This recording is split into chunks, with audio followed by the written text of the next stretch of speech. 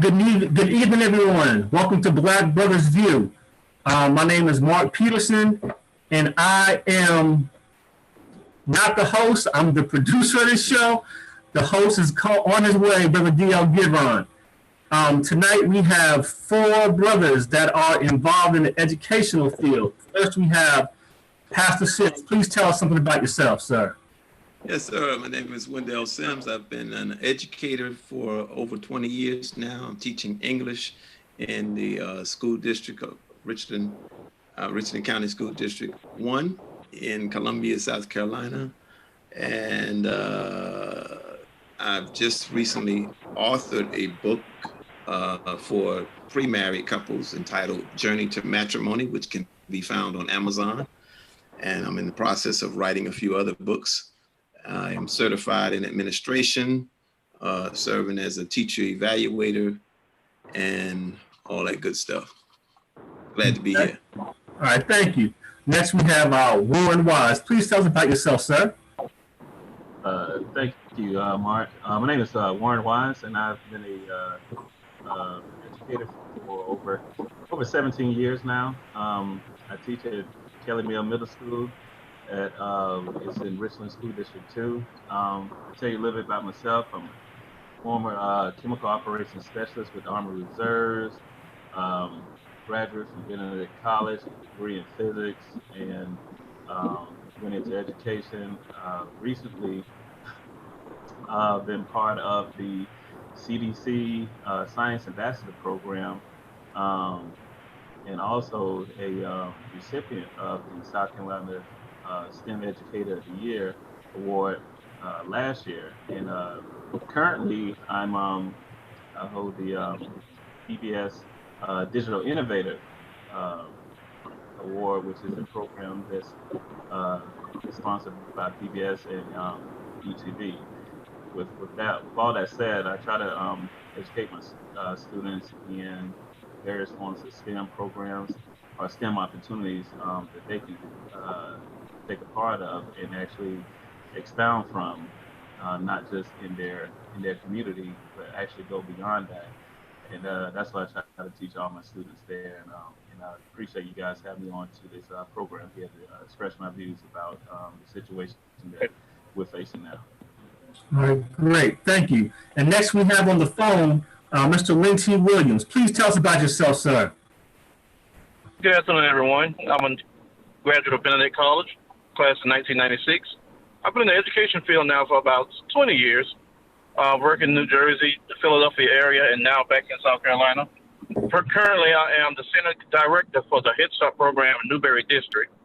And in that position, we are certified for class, we're certified for PQA assessments, and I'm also a professional developmental specialist where we go into the technical colleges and we assist those candidates that are seeking their CDAs, and we sit in classes and we monitor them for them at least about an hour or more, and turn their scores into the department for assessments. And just glad to be here with you. Okay, great. I know Pastor Givron usually does an icebreaker. I'm going to try to do something. So the first person that can put something on, I'm sorry, Terry, he's not going to be able to do this one. Put something on the screen. Yeah, I'm driving. I know, they have to let anyone wins. Starting now.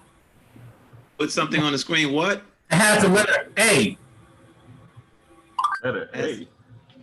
A. Got it. One. Go ahead, sir. Amazon Fire Stick. Amazon A. That's good right there. All right. Hey, if you can see my desk here, I got so much stuff here, man. I think I got every alphabet. Hey, I'm a science teacher, man. I got stuff everywhere.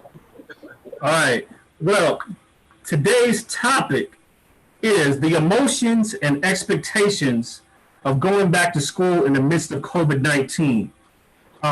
Pastor Sims, please tell us how you feel about the children going back to school with everything going on right now.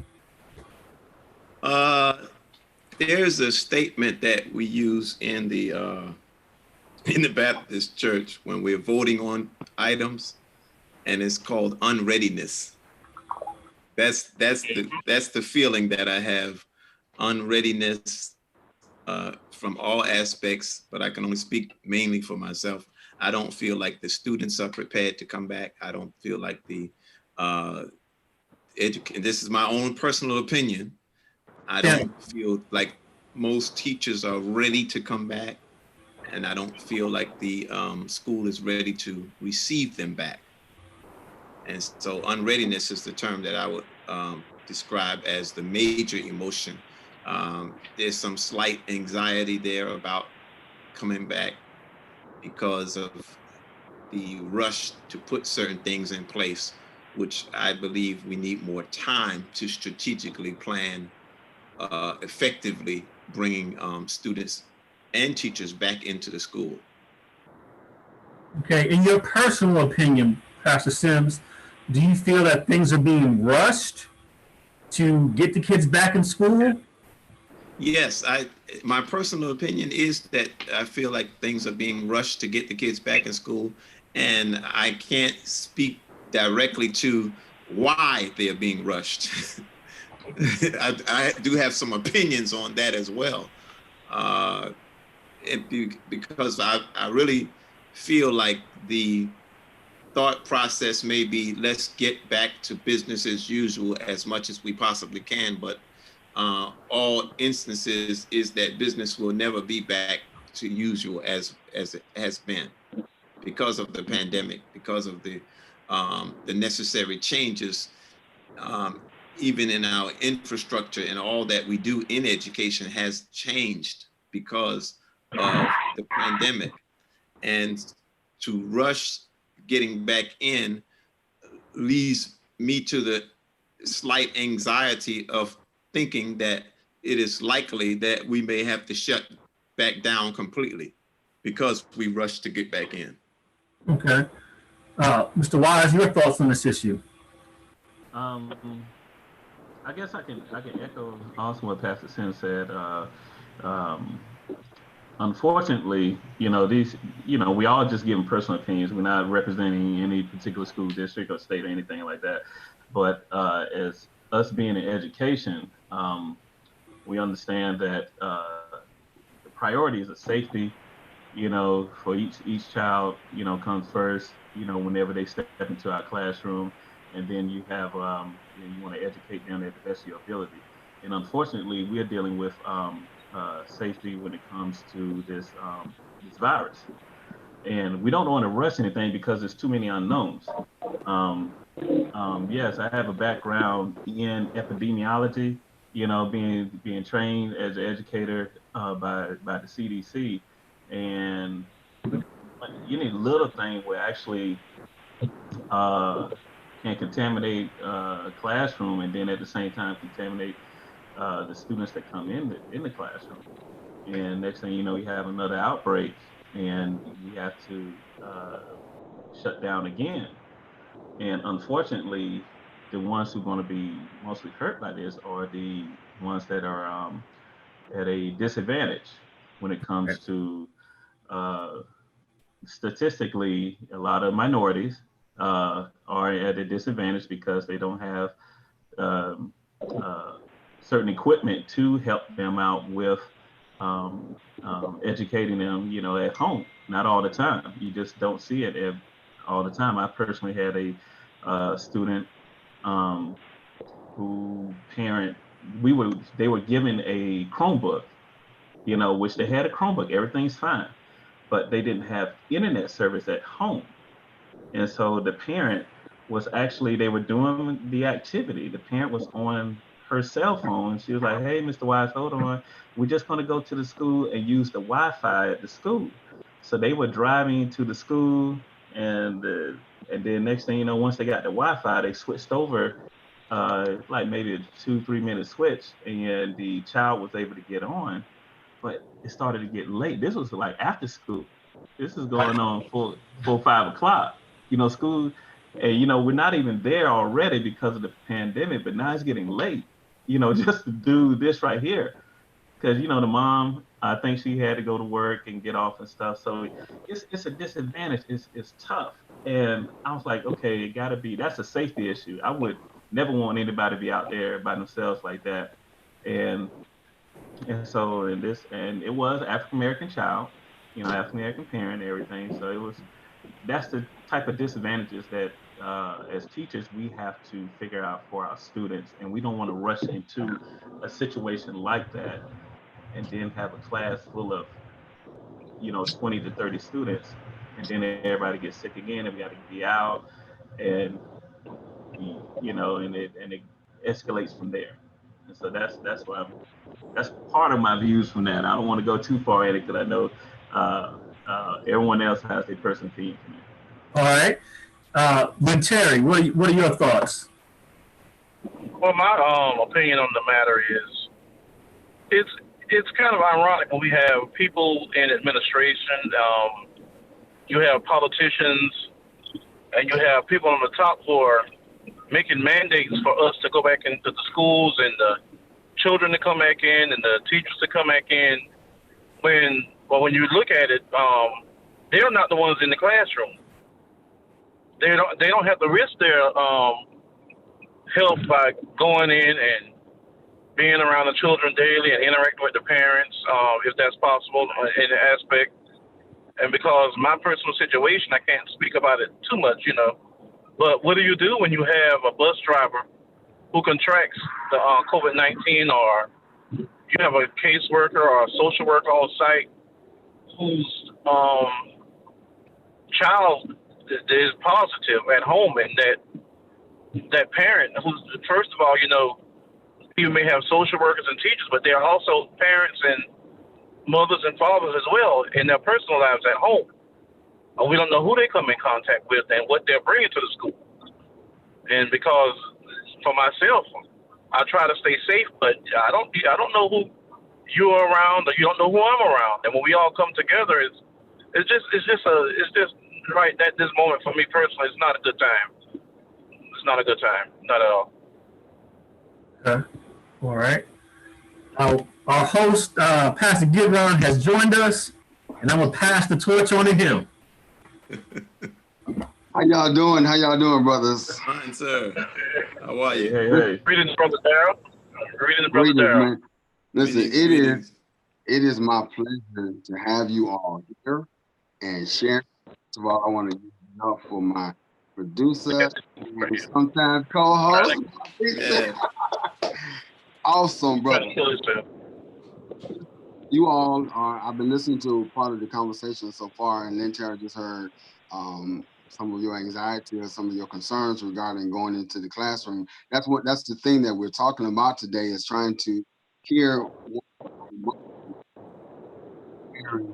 going back into the classroom, going back into the school system, in addition to what are some of your expectations. So that's pretty much what I would want to know right now. And if you could share, I think you shared some of your emotions, and you can still share that. But I want, if each one of you could share with me, because you never know what you're sharing, how it could give someone else something to think about another way. But at the same time, because I'm a faith walker, I believe when you put it in the atmosphere, I put things in the atmosphere, and I'll see it. So what are some of your expectations? What do you expect of your school setting? What do you expect when you go back into the environment for the betterment of yourself as well as the students? What are some of your expectations? What are you hoping to see? What are you expecting to see? Who do you want to go first? Warren. I figured Pastor Sims, I don't know if you wanted to do it, because I know you said something earlier about Yes, I am going I'm going to have to exit out soon. And Yes, unfortunately, because I'm really enjoying this meeting.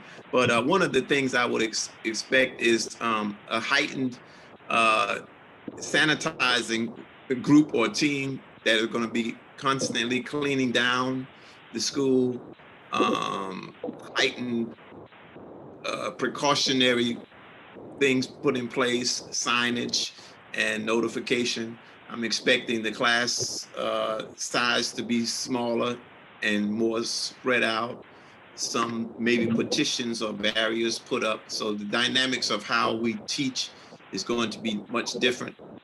I'm expecting possible of a shifting of amount of time spent in the classroom or in a particular area, as well as the amount of people that are going to be allowed to come into these areas at a particular time. So the whole dynamics of schedule changes, maybe even having to rotate teachers to different rooms versus the students moving as much, because that way you minimize the amount of people that are moving around the building. I like that. Some of those things I would expect would probably be put in place, you know, as much as can be. I mean, I know that I work at a good school. By saying that, I mean we have good administration. We have great administration, as a matter of fact, great teachers, and I personally feel that kind of in and of itself increases my confidence in going back, although I'm still have the unreadiness. That makes sense. Right. Yeah. So, have you been approached yet? Are they allowing you to have a voice? Are they asking you? What are some of your thoughts?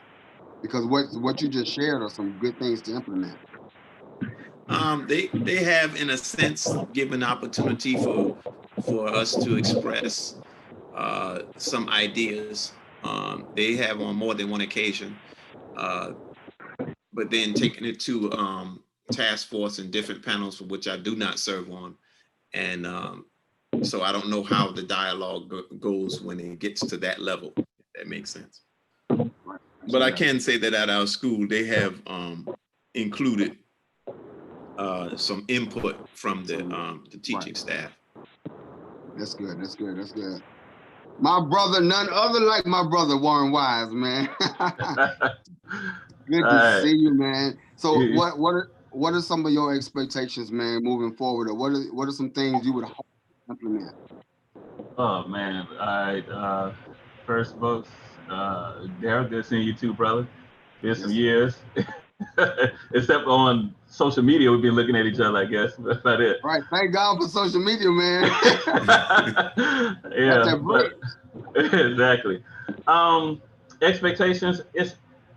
I can say this. Our district has did a excellent job in putting surveys out. Started surveys just before school started. This last month or so.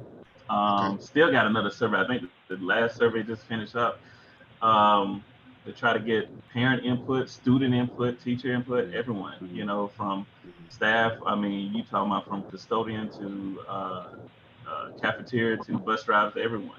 So it's been pretty good dealing with that and seeing some of the statistics from that. Similar to what Pastor Sim says, is that I expect a lot of cleanliness going on around the school, scheduled cleanliness, as far as the teacher will have to clean certain parts of the classroom. I mean, you have to rotate students in and out. You have to rotate teachers in and out. These are just suggestions on how to govern and manage your school, because I left a school a few years ago. They only had roughly around 300 students to a school now that has over 1,000. You know, so it's tough, and it's still middle school. So yeah, so it's different. So and it's right here in Columbia. So yeah, it is different when you deal with that, and so your expectations have to be managed a certain way. Yes, unfortunately, we can expect the school and the district to set a precedence on how to clean and disinfect certain areas, but I'm not gonna lie, teachers are going to foot the bill on their classroom. You know, we always do that. There's not one teacher out there I can bet $1 million that I don't have, that they have to go to the store and buy some supplies. They use their personal money for their classroom. And watch, we're going to have to find personal money for these disinfectant wipes or something else, because we're going to have to do that. And it's going to happen. I expect, yeah, smaller class sizes. I will hope that. Anxiety is going to set in for any student. Anxiety is going to set in for any teacher, because if you see a class of 20, 30 students and you just have one kid sneeze, and I mean, even though I don't think that's one of the symptoms, but you still going to think like, oh, hold up. You still it's gonna happen. Right. And so when a student gets sick, possibly they may not even have COVID. There should be expectations on how to govern that student. Right. And now you have to deal with the bullying. That's a whole nother issue. You got to deal with the kids, calling him or her names because of that. He's COVID, he's this, he got the COVID something, or just make up stuff. They used to say Ebola, he got the Ebola, It is right. crazy. That is right. Yeah. So, and that kid just may have allergies, just because. That's another mental thing, right? Yeah. And so, having to deal with that, man, the discipline part of it with the administration has to set a certain way. We have to go through training. I think if we go through that first week or two of school, if they say, hey, we have to go into school, I expect that first week or two is just strictly training on how to deal with the new normal, which way you walk, which class you go to. There's certain barriers in the school where you can't go, certain seats that you sit in, and then the next class come in, because I don't want my second period to sit in the seat where my first period sat in, because somebody might be sick, so now I have to govern that, and regardless if I'm a teacher, and I think Pastor Sims gave a good suggestion on teachers rotate. I remember hearing that early in the summer. A teacher could spread that stuff to the next class. It could happen. And I'm a science teacher. I remember telling them, like, man, I got to take all these robots and stuff. I got a robot sitting right here, man. I mean, right. I got stuff everywhere. Now I got a cart and take that to the next class. And so, the expectations are tough. You got to deal with the bathroom. You got to deal with lunch. The bus is a whole nother situation, because we share buses from one school to the other. Somebody could be sick on the bus, contaminated, then go to the other school, pick up those kids, contaminate them. So I expect, what you're going to do? You're going to wash the bus off of every load? Yes, you should. That's going to be costly. It's going to be costly for a district. Right. So yeah, it's a lot of views, a lot of stuff. Right now, I would say I expect first day of school is still virtual.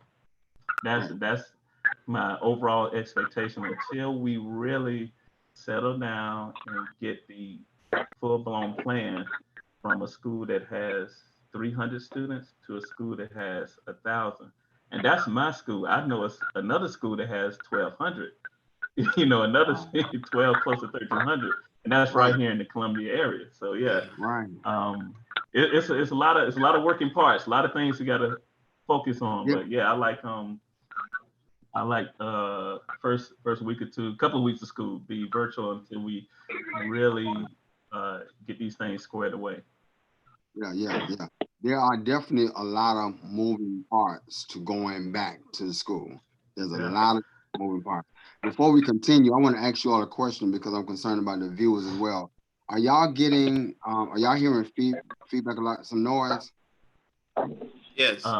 Yeah, I think something. Okay, so we hear some. Mark, if you could take a look at that. And then I also have a phone that keeps popping up. Y'all are popping in and out. Have y'all noticed that? No. I wasn't sure. No, I didn't see that. Okay. So hopefully that'll clear up. I don't know whether it's on my end or what. The phone symbol, that's Lynn Terry. He's on the phone. He's not on the video chat. Okay, I got you. Okay. Mark, what you were saying, both of you were saying, and Lynn Terry, I wanted to throw this at you, because as Warren was speaking just now, I just, I heard something, and I wanted to ask all of y'all this question. Lynn Terry, you first. Just be real, be honest. Are you kind of fearful? Are you scared about going back? You know this is your job. You got to do it. A lot of nurses and doctors, I look at y'all like nurses and doctors, okay? Going into a hospital. You got all these patients. Y'all just got students. And you have to be amongst them all, you know, inundated with everybody who's coming from everywhere, you know, this day going back, and you're hoping. We've all seen people who are supposed to do something on a particular job. They got the training. You was told, wipe it down. I went to the doctor's office the other day. She was handing me a pen. I said, wait a minute, I'm looking for my own pen. Hold on. I went digging and I couldn't find my pen. I said, well, I'll sanitize this for you. And I'm thinking in my head, why didn't she just do that prior to, you know? But at the same time, I'm realizing this is a whole new normal for everybody to get used to, adjusted to. So while you're getting adjusted to it, you know, so Lynn, are you frightened, man, about going back on the real? My fearful part about the transition is the awareness from the staff, because at my level, I'm in the managing the Head Start program right now for the school, is the awareness of the staff and everyone realizing that we're in a pandemic and this is no joke, and then that whenever we do come back together, we're going to have to be vigilant and remember, wear your mask, social distancing. And last year, even previous years, a lot of teachers like to come to my office and they'll talk, or they'll come to my receptionist's office and they'll talk. But now it's going to be different, because we're going to have those social boundaries, and we're going to have to stay cognizant of that. Even with the mask issue, wearing the mask, I had a mask they wear on the job sites in construction. I think it's made out of like cotton, but it broke me out and I couldn't wear it, so I had to keep experimenting until I finally found the cloth mask that you can make out of material. Even that's an issue with some of the staff with the mask and wearing them all day. It's just going to be a great heightened awareness of us just being cognizant of that. It's a whole new world now. Even though we're in school, our familiar setting, but it's going to be a whole new setting, even though it's a familiar setting. It's a great change that we're going to have to go through. Let me tell you, it's a new world, it's a new setting. I don't know, and Dr. Sims, Pastor Sims, Reverend Sims, Preacher Man Sims, I know you're going back with your faith, but I don't know how you can just focus on educating the students while at the same time you already had to worry about whether it was safety enough as far as guns coming into school and other challenges. Now, even closer up on you, what's taking you and distracting you from what you have prepared to teach the kids, you now got to think about not only their health, but you got to think about you. And when you leave there, you got to go home to your wife. How you feeling with that, man? You still there, Wendell? Pastor Sims had to leave. Okay, that's good. That's cool. I know I didn't see him pop up. Okay. Yeah. So Warren, where are you with that, Warren? Are you as far as are you frightened about going back on the real? yeah, I do have some anxieties about it, because I'm a parent also. I have a graduate that just he just finished high school just now. Got a set of twins, and I got a daughter. You got twins? What? Yeah. Twin boys going seventh grade. Oh Lord. Yeah. So listen to this on the serious tip. And Warren, when I talk to the parents, I want to have back to speak from a parent standpoint.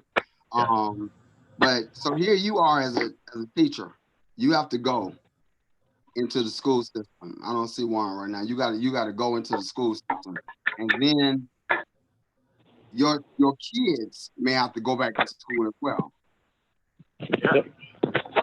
All of you are going back into atmosphere around other people, and then y'all are coming back home. Yeah, it's tough, man. It's tough. I hear you. I see where you're going with it. I'm telling you, Daryl, it's a lot of tough decisions. As a parent, you want to protect your child. Regardless. I would go into the fire first before I let them, be near that fire at all. You know, that's just me. And so having them in a situation that's not safe, you definitely don't want to do it. So what I've been trying to do, if the school system will go full blown back into the regular mode, which I can't say it's the normal. I'll just say the new normal.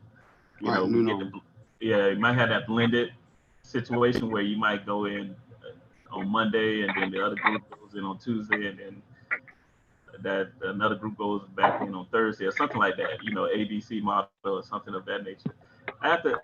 We have to teach them as parents on how to protect yourself, you know, wearing a mask, gloves, certain situations where you have to go to a bathroom. You don't really need to share any pencil, pen stuff, even though students do that anyway.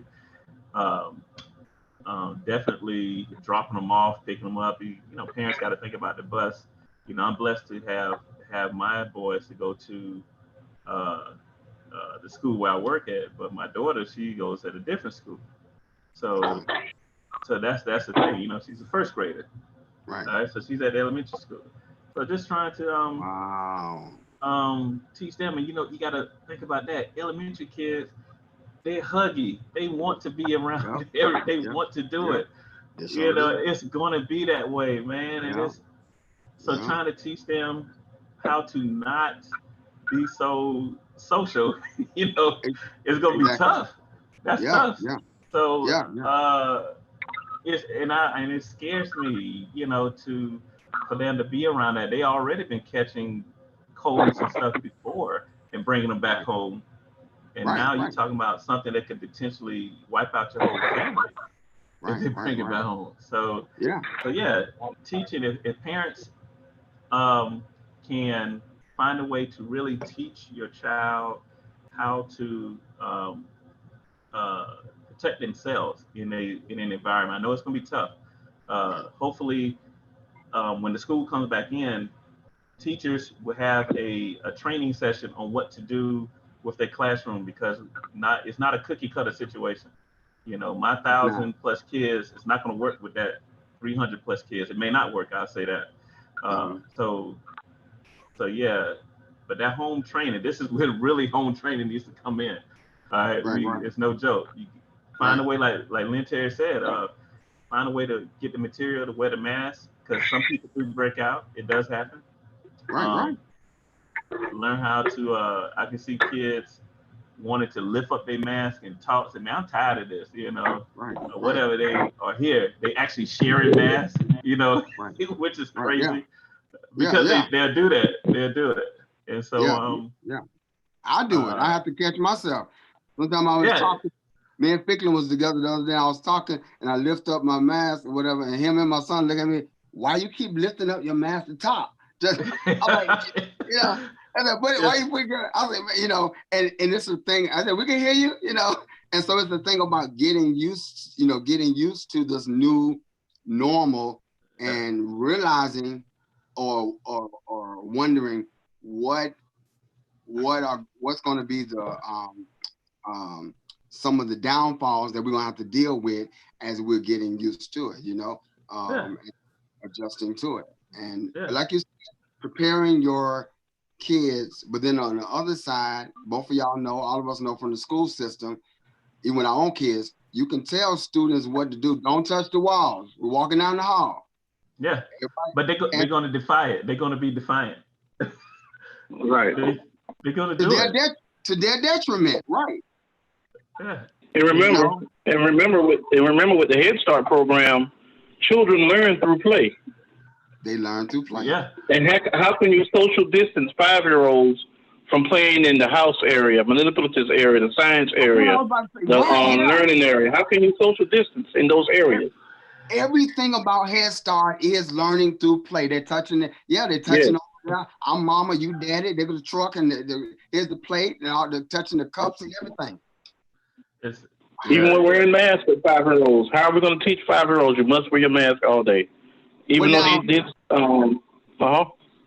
No, I heard that if you're under 10, you don't have to wear a mask. So what have you heard about that? Your school gonna do different? So far, they have not said. Okay. Yeah, my personal standpoint, you can still be that carrier, and still spread it to place to place to place. Yeah, don't. If somebody said that, it doesn't mean that you hit 10 years old and now you're not even 10. You're immune. No, no. They did a study where the pregnant mom who got COVID, the baby got COVID also, and the fetus. I say that because not even a baby yet, not born. So yeah, don't think it's that could happen. And I don't know how that's popped up again, but yeah, but definitely that's cool. It's I need to do something about that, man. That gray is showing. But nevertheless, what's a good thing about this? ETV has been doing a great job in actually promoting some of this stuff also. They've been doing a good job in that, and hopefully we've actually been trying to focus on trying to set up different digital media to just get out to people that's underserved communities. So that's one of the things I could say with PBS and ETV. We've been trying to plan this stuff for the last couple of weeks and months, doing blog posts, doing little videos, trying to get stuff squared away now. We're not the COVID experts, but they reached out to a lot of people who's part of that.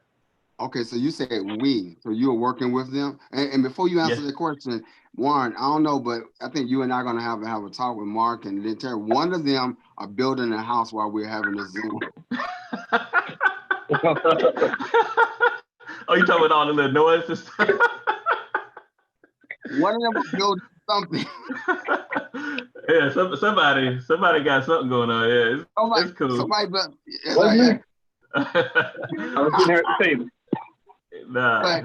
So you're working with PBS? Yeah. I mean, for South Carolina, well, I'm a PBS digital innovator for South Carolina. It's only 19 teachers in the country that was chosen for this, and I'm the South Carolina representative. My brother. What? Yeah.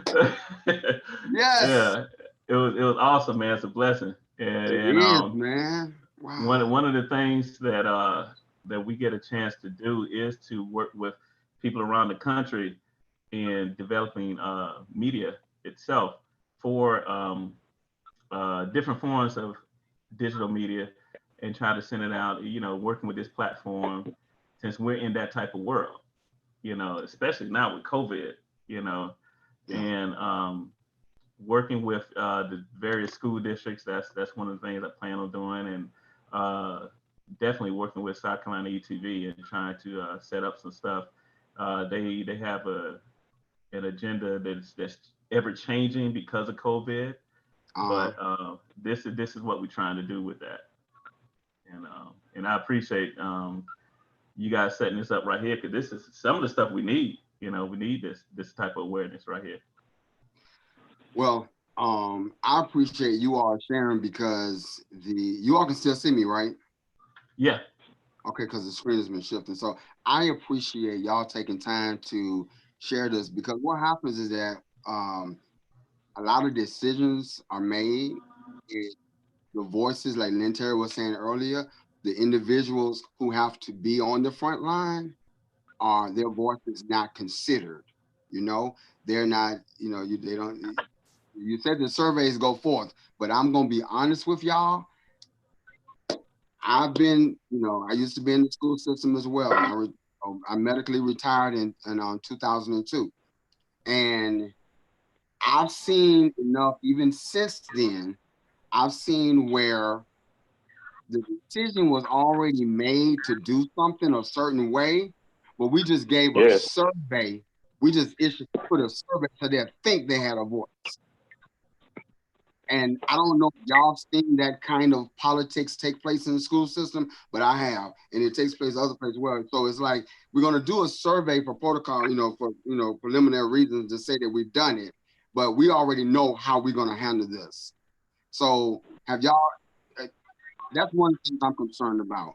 What are your thoughts regarding the impact of this survey? Do you think this survey is going to really make a difference? Or have you heard from some other colleagues or some parents as to where they stand with the survey? Well, Okay, my thoughts on the survey. It's a wonderful tool to use, but we all know when you have outside sources, and I'm not going to call anybody's name. I'll just say when you have higher ups who are supported by people under this person, and they're encouraging and almost demanding that we go back to school, and our governors and leaders are trying to appease that person and turning their backs and turning their ears to the state and not even listening to what the people of your states have to say. That's detrimental. And so to me, those surveys, I'm just speaking personally, don't mean a hill of beans. And those are just my feelings. Right. I mean, I appreciate that. I mean, you can think what you want to say because you're not showing your face, so you can say whatever you want to say. They can and then they know, yeah. They're not sure, yeah. Yeah, they got it's just sad when we have one or two individuals trying to run an entire country and are not even listening to your people. It's just phenomenal.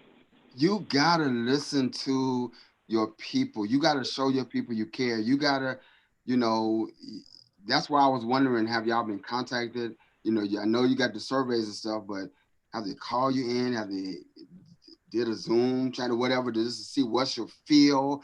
I know what higher up tell us about doing, but I just want to get a feel. I just want to check my climate, of the people that I'm working with me, Those things like that are real important when you want to be effective and impactful when it comes to the student. Not just coming together, but you can come together and still not get a good education if everybody's scared. Yeah. I can say this. With the survey that we actually had in our school district, I can say that the leadership did listen. It did listen to the people. Because yeah, Why they did. Laughing?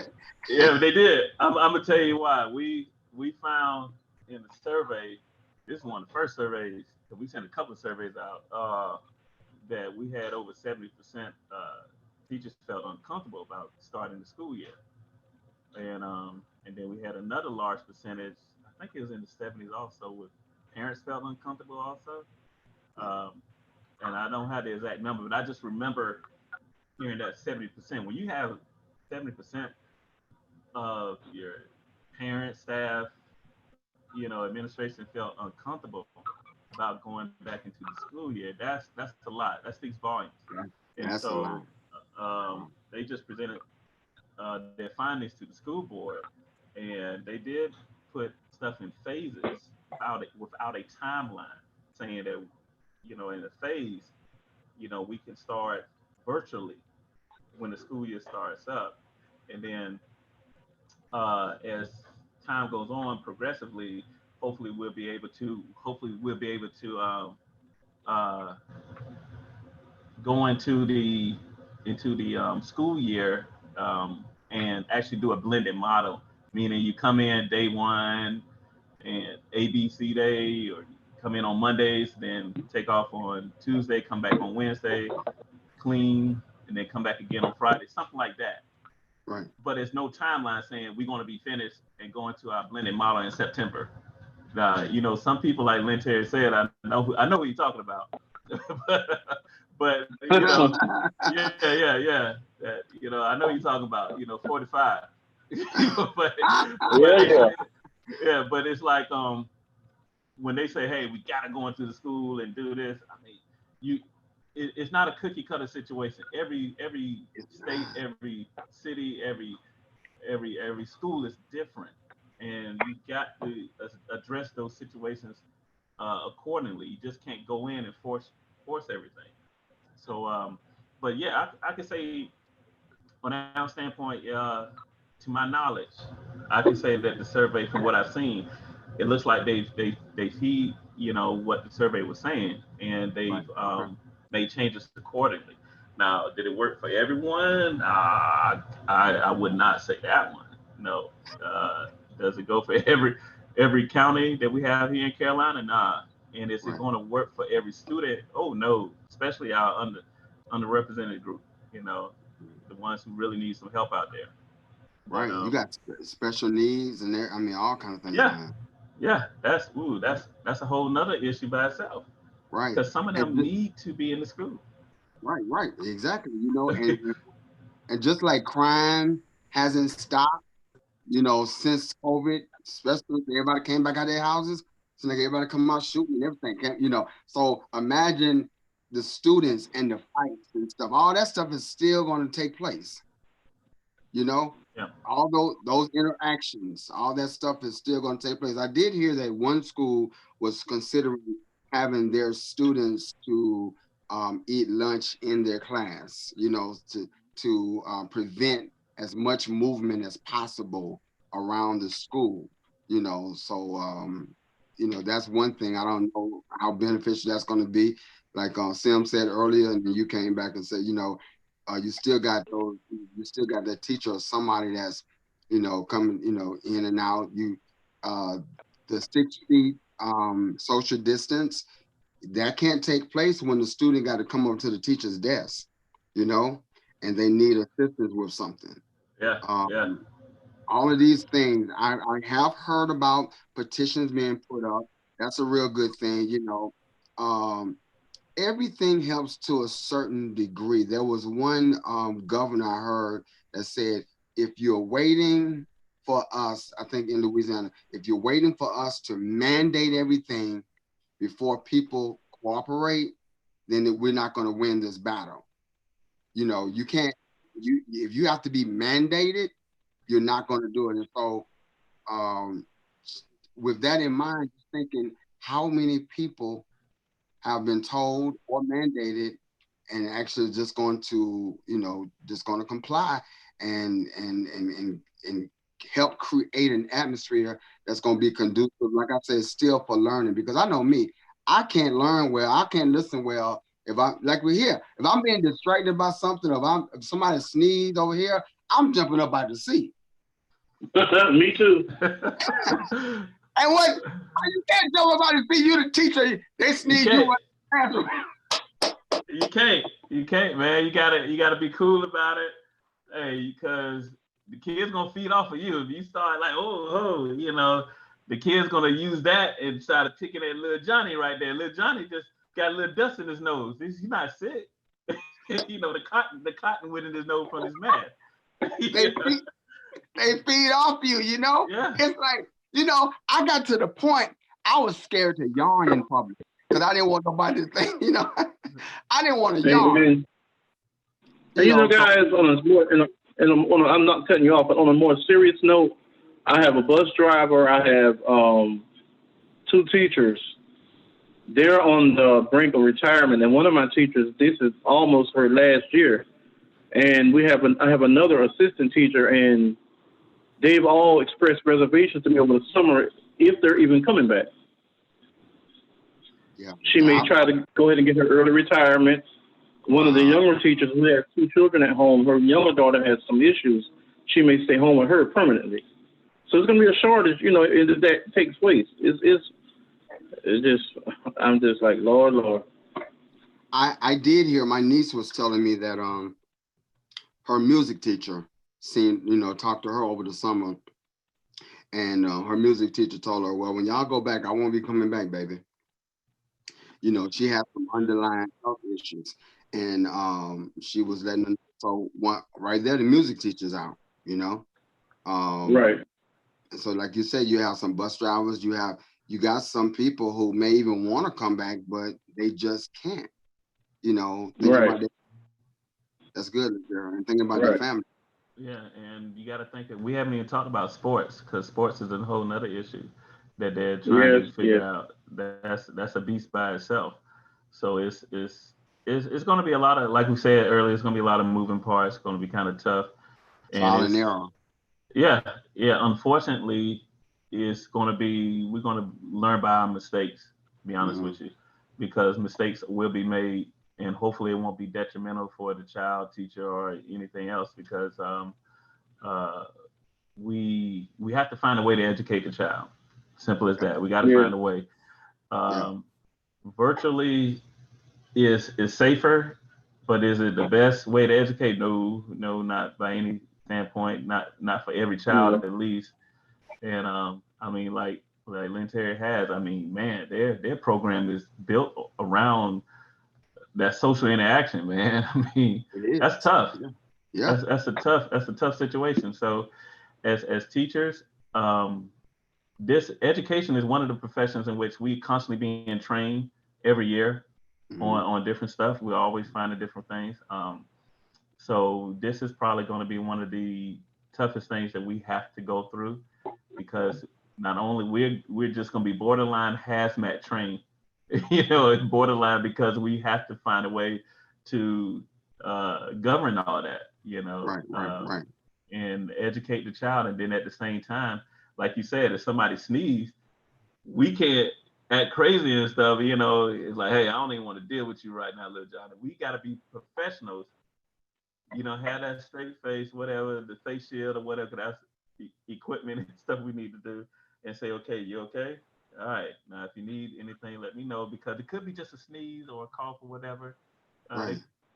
And we got to make sure that we get everything squared away so that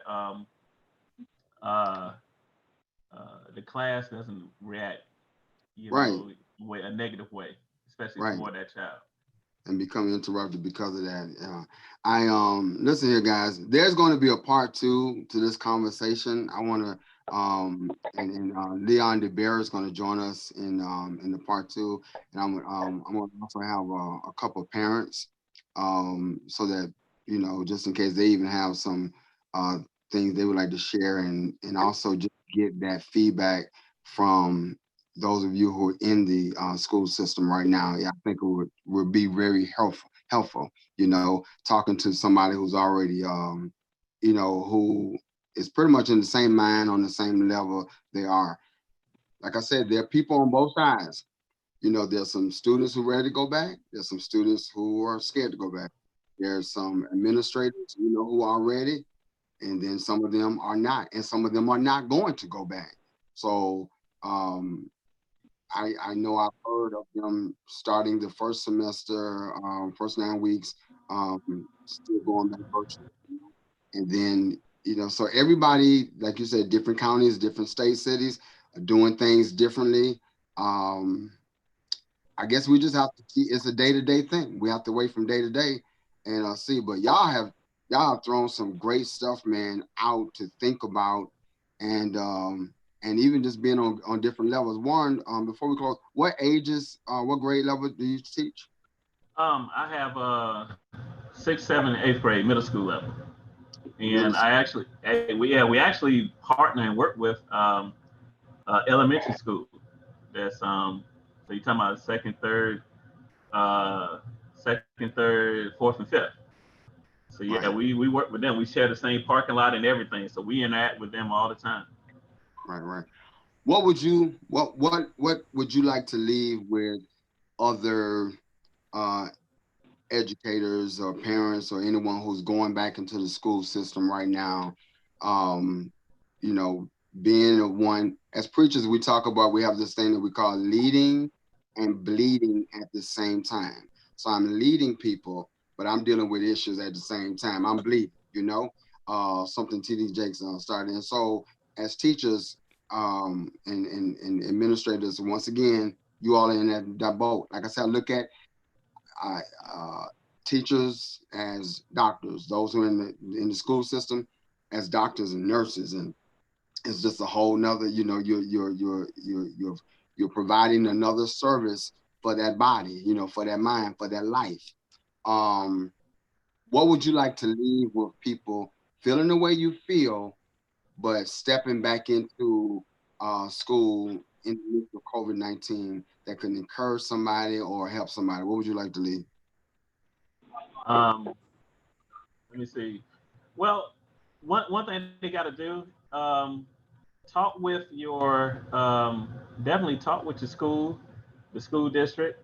You definitely have to think about yourself, as far as your health and everything. You don't want to be forced, your hand be forced to actually go in and teach that class, and you're not being prepared.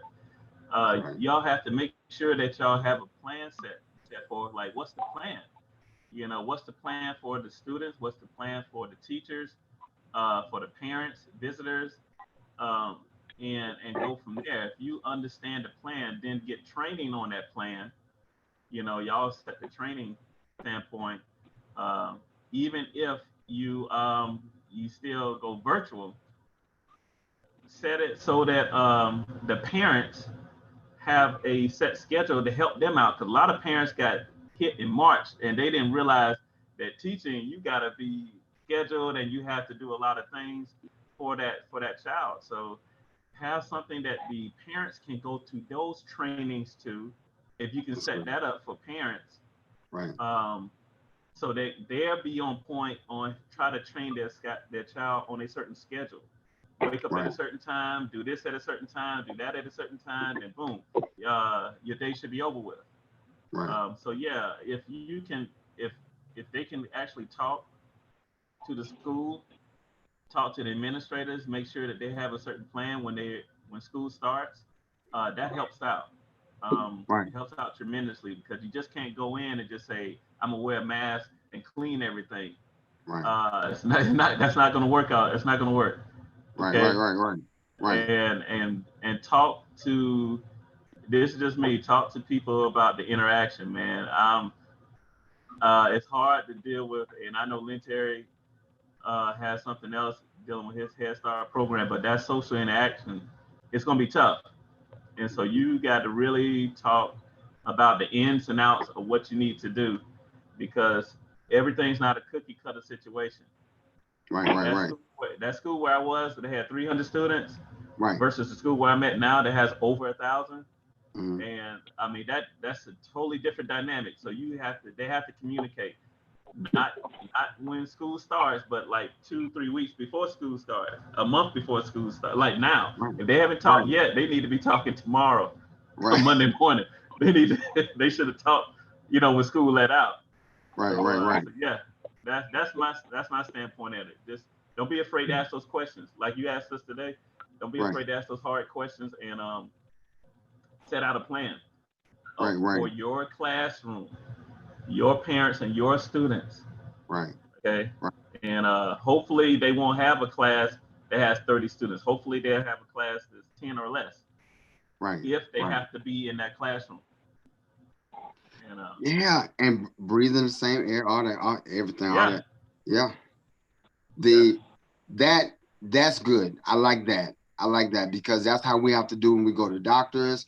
You got to go to your lawyer, whatever else, and write down your questions, because you might get blank when you ask something. Yeah. Just go ahead and write your questions down. The questions that give you the comfort that you need. Don't just be talking about it to other people. Write your questions down and ask the people that matter the most. And you can ask in a respectful way, without being insubordinate, appearing to be that way. You have to think about your health, your family, because you can be replaced. They can replace you. If something happened to you with your health, they're going to find a substitute or something. Things going to keep going. Yeah. So you want to make sure you ask the necessary questions that give you the comfort. So when you go into the class, when you go into the school, you can actually be effective like you need to be, because you have comfort in the information because of the questions you've asked. I like that, man. So Lynn T, what would you like to leave, my brother, my awesome Lynn T, brother? Hey, well, I would just like to. Wait a minute, let me ask you this question before you leave. Give us that. How's WJ? He's doing well. He's helping take care of his mom back in Elmira, New York. She's recently, a few years ago, had a crippling stroke. She's okay, but he's taking care of her. Okay, because all of us is paired off. We had and you was paired off. Where everybody had all of us as brothers, but everybody had like a little a Batman and Robin kind of thing going on. So what would you lay on the hearts and minds of people going back to just be mindful of, or to give them some inspiration? Well, speaking from the National Head Start aspect of it, and what we have to keep in mind and be vigilant of is, versus Warren, to us, each classroom is equipped with assistant teachers and a main teacher. So you're going to have two people in the classroom. Right. And maybe some of the high school students may be facing. What's that? I was just saying, I wish, man. It's just me. Yeah, and it helps out a little bit with the sanitation of the classroom, because you have a dual partnership in there to break that part up, aspect of sanitizing up versus the teacher. And another challenge is going to be bathroom time with those 5-year-olds, because you can't give a 5-year-old sanitizing material and say, clean up behind yourself. No. So that's going to be another challenge. And what I can leave with this symposium that we had tonight is just, we're going to have to be cognizant of the fact that things are changing. Some of us are going to have a greater role when it comes to going back to school. You're not just going to sit behind a desk now. Things are going to change. You're not just going to sit at a table and give a child this and give them that and work with them. You're going to have to be more aware and cognizant of sanitizing and what this child is touching, what am I touching. Mm-hmm. And so it's going to be a challenge. And for the sake of time, that's just what I'm going to leave right now. Yeah. I actually thought about going back into the school system before we came into 2020, and I was trying to see whether I was going to go into college level or school. I was trying to just determine that. And then COVID hit. And I'm like, and everybody tell me, well, maybe you might want to wait to 2021 to see what. So I salute you all. I am covering you all. I will continue to pray God's protection over you all while you're going back. I already know that y'all gonna be thinking 1 time, 2 times, 3 times what you need to be thinking, and taking the measurements that you need to take to be careful. And I'll just say to y'all as well, take your own advice as well. Make sure you ask the questions and stuff. Get the comfort, because a lot of times if you're not bold, when you're bold enough to do it, you are asking a question to someone who's not bold enough, to ask, and they're glad that you did, and you make a difference, and y'all are already making a difference. And so I hope you all be a part of part 2 so that the conversation can continue a little bit. By that time, I know things would have changed a little bit by that time. Things are changing every day. And like I said, we have a couple of parents on, and if y'all know of anyone who may be able to be a part of the conversation, to give a different perspective, please let me know as well. And I just want to say thanks again to Sims, who had to leave off early, take care of his mom. I appreciate y'all. I appreciate Mark standing in for your boy, man. That's my brother, y'all. Mark is, let me tell you, who would have thought me and Mark would be as tight and close as we are? I have much love and respect for Mark like never before. I'm serious. Hey, right, man. We're not even gonna go there. Don't do it. Don't do it. Don't do that. Don't do that. But I tell you one thing, I tell people, just like if you know family, you know how you are with your own family, family is family, And right. I wouldn't trade nothing for my brothers, man. Gamma Pi, you get tears coming in my eyes when I just thank God, for my family and what you've gone through, and the time that you've invested with somebody, that's part of who you are. So you see what I'm saying? They become a part of it because they're threading into your life. So and right now we're ending with all just Gamma Pi on here. Yeah, that's right. I appreciate it. My LB, Warren Wise. Yeah. Right. Y'all have your 25th anniversary coming up soon. Yeah, man. Because y'all was fall 95, we were spring 95. Uh-huh. That's right. And that's right. That's why we're so proud of you, because we made sure a good line came over. Well-educated line. Well, okay, that's right. Yeah, so this has been awesome. I was in traffic and everything coming back or whatever. And so, just to know that everybody was already logged in, and I didn't want to engage while I was making my transition out of the vehicle, and all kind of stuff like that. So just knowing the readiness and everything, Mark, I said while we were on it, I appreciate you so much. But listen, y'all, we're going to be doing part 2. We're going to come back. We're going to continue the conversation. And I appreciate y'all much. Love y'all much, man. Y'all stay safe and keep doing what you're doing. Right, thank you, Daryl. Yeah, All right, Mark. Thank you, man. Thank you. Beautiful, y'all. Y'all take care. Y'all be safe. All right, be good.